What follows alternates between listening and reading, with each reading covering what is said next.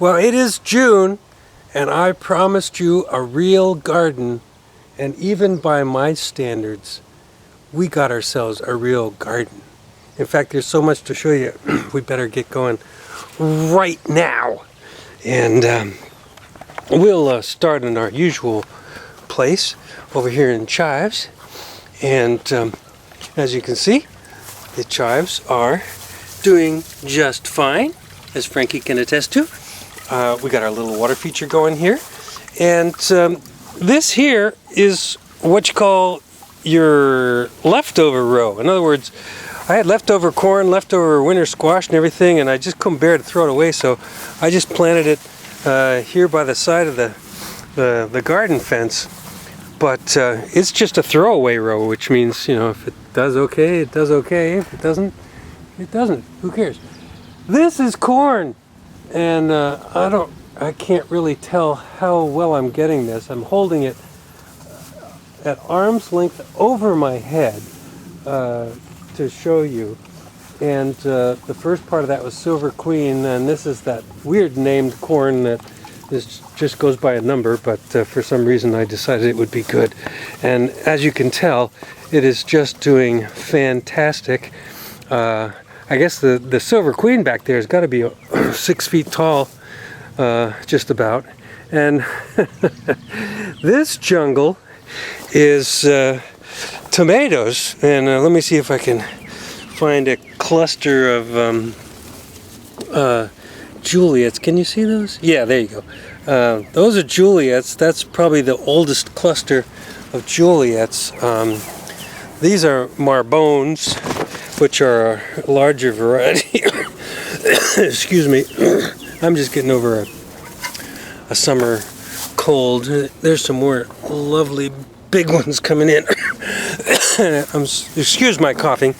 And I can't remember even what this variety is, but as you can see, they're all well over the tops of the cages, so you know they've got to at least be 4 or 5 feet tall. These are artichokes, and I haven't seen any evidence of actual artichokes down there, but the plants themselves are coming in great. But look at all these peppers. Oh, can you see those? Let me see, what the heck is the variety of these? I think I have a marker in here someplace, but I can't find it because I got all the hay mulch down. Oh yeah, okay. These are called Goddess, and these are called Orange Numex. They haven't started to come in yet as peppers, but the plants themselves are doing great. And these are Carmen, and there's a awfully fine cluster right there. And speaking of clusters, there's 4 eggplant right there, just on this end plant, ready to be harvested. At least some of them are very full size in that lovely deep purple color that I love. And here's a big surprise. Yes, cauliflower, my first attempt at cauliflower. And you can see that's a nice size head, and there's quite a few of them here. And I couldn't believe once they got going, they came in. Now we've already harvested the broccoli, but you can see some side shoots that are very harvestable and edible that will also be cooking very shortly. And look at the size of these cabbage. Several of them, very little insect damage, and just nice big heavy heads ready and willing to be eaten. Which brings us now to bed number 3, and this jungle is potatoes, and they're going like crazy. They're even starting to fall over now, although here are some blooms. There are some that have passed blooms, but haven't started to die off yet, which just means that they've still got a fair amount of growing to do before everything will be harvestable. But it won't be too long. And these monstrosities that are growing up in between are just volunteer sunflowers, and by that I just mean they came up on their own, and usually when sunflowers come up I just let them go. Frankie's doing his best to trample all our onions. Oops, we don't eat that. Here, I'll take this right out of here. You never saw that. And but the onions also are doing just very nicely. You can see this. These are starting to bulb up and looking fantastic. Now that brings us to another jungle. This jungle being melons and winter squash, and it just so happens that I sat myself right down next to a Waltham butternut there coming in, and there are so many vines. I might have planted these a little too closely because the vines are going all over the place, and I'm going to have a hard time keeping track of who's who and when stuff starts to come in.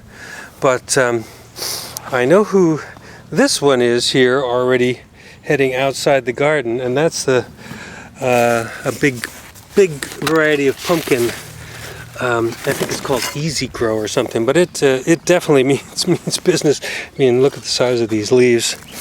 And here is a pumpkin of some variety starting to come in, and I haven't really searched for more winter squash, but there's one right there, and I know there's another one up here someplace, but I don't know if I can get the camera in there without trampling on things. But anyway, needless to say, the winter squash are doing fine, and this section here, this last quarter, are all melon, 2 varieties of melon. And there's one little one under there. I think you can see through the other leaves. And we'll see how they do and if they, mature. But right now they're looking very healthy, and that's good. So where are we now? We're going on to bed number 5, and pole beans. This variety isn't doing too much yet. I mean, it doesn't look bad. It's just not at fruition state, but you can see right here we got a nice bean coming in. I think this might be a yard-long variety. I'm not sure. I just lose track. It doesn't look like a yard-long actually, with a flat pod like that, but you can see that there are nice bean pods coming in, and I think this on this end is lima beans, which we won't expect to see anything from for quite a while. Then this is all summer squash, and I just discovered our first long zucchini, and I'll tell you what I mean by long zucchini in a second. Coming in there, and this second variety here, I don't see anything coming in on this side, but there you can see another zucchini, but that's a round variety, because those are 8 balls.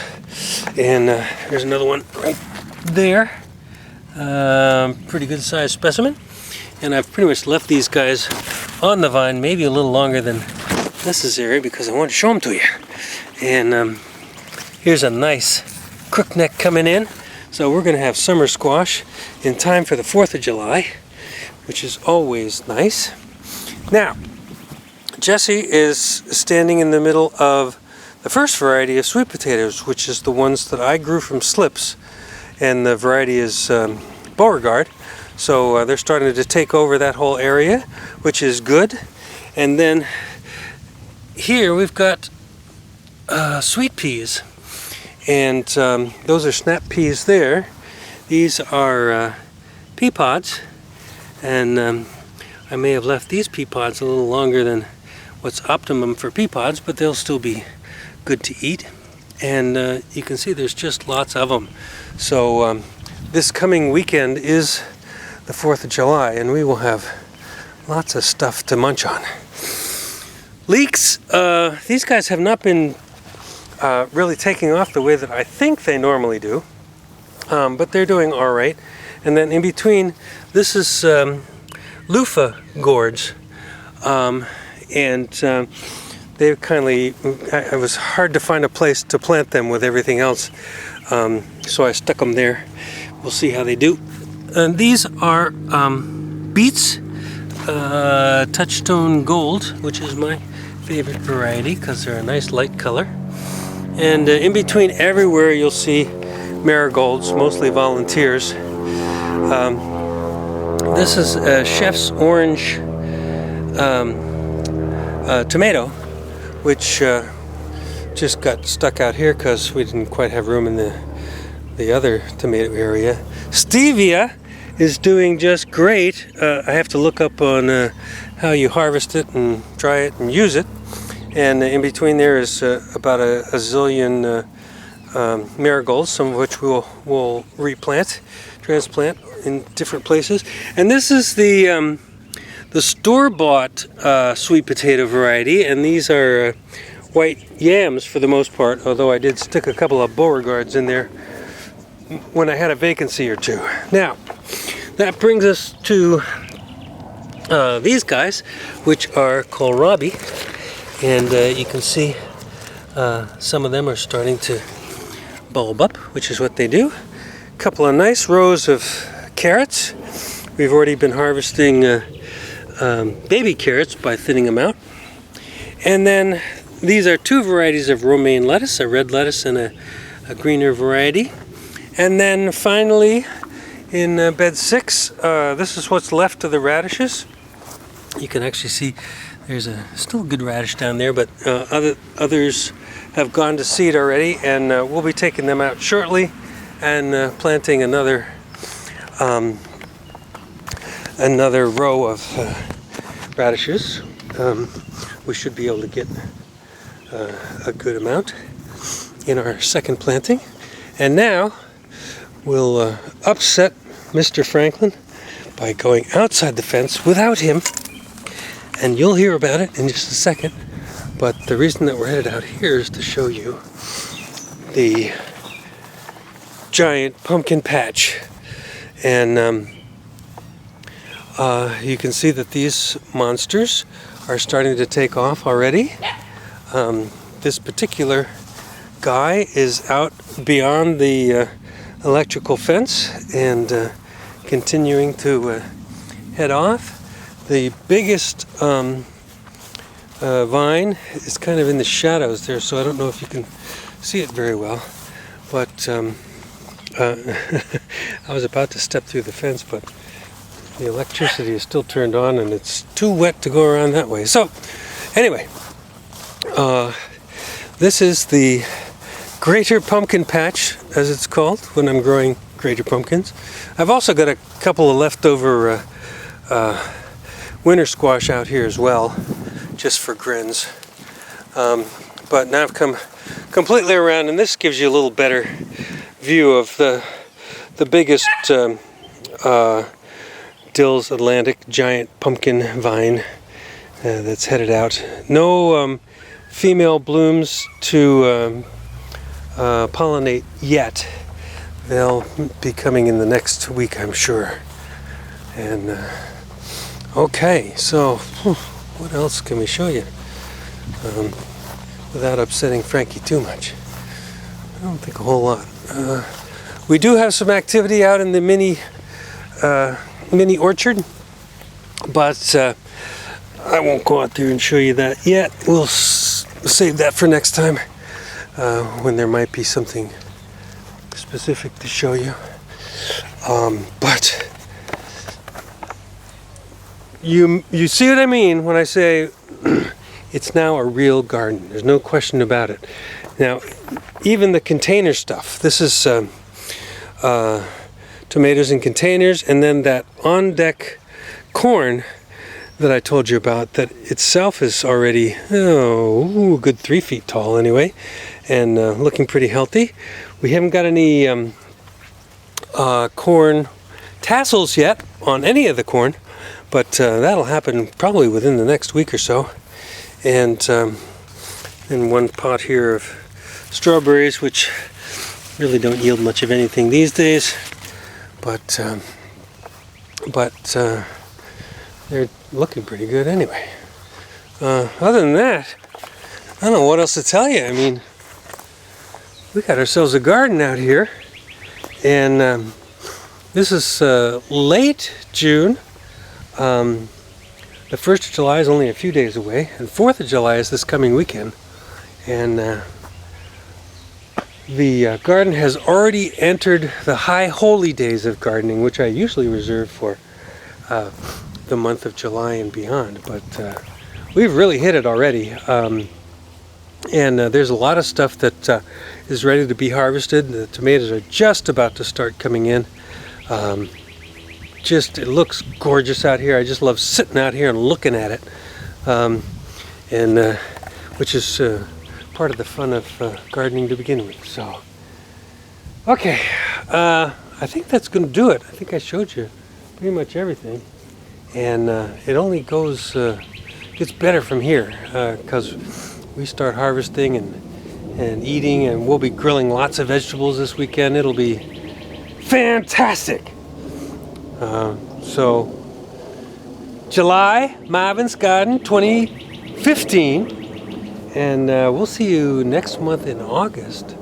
And I'm sorry, I got this all wrong. I'm getting ahead of myself because the garden's doing so well. I'm thinking it's July when it's really just June. This is June. We're going to see you in July. We'll see you in August too. But, okay, cut. Okay, take two. All right. July, Marvin's Gardens. I still can't get it right. I'm so excited about this garden that I just can't think straight. That's when you know you've really got the gardening disease. June 2015, Marvin Gardens. A glorious garden we got going. We'll see you in July. It's so close to July, that's why I keep thinking maybe it is July. July 4th is this weekend. You guys have a great Independence Day holiday. Do lots of good grilling and drinking and eating and visiting with family and friends, and have a glorious summer. We'll see you next month in July. This is Marvin Gardens, June 2015. I think I got that right now. Bye, y'all.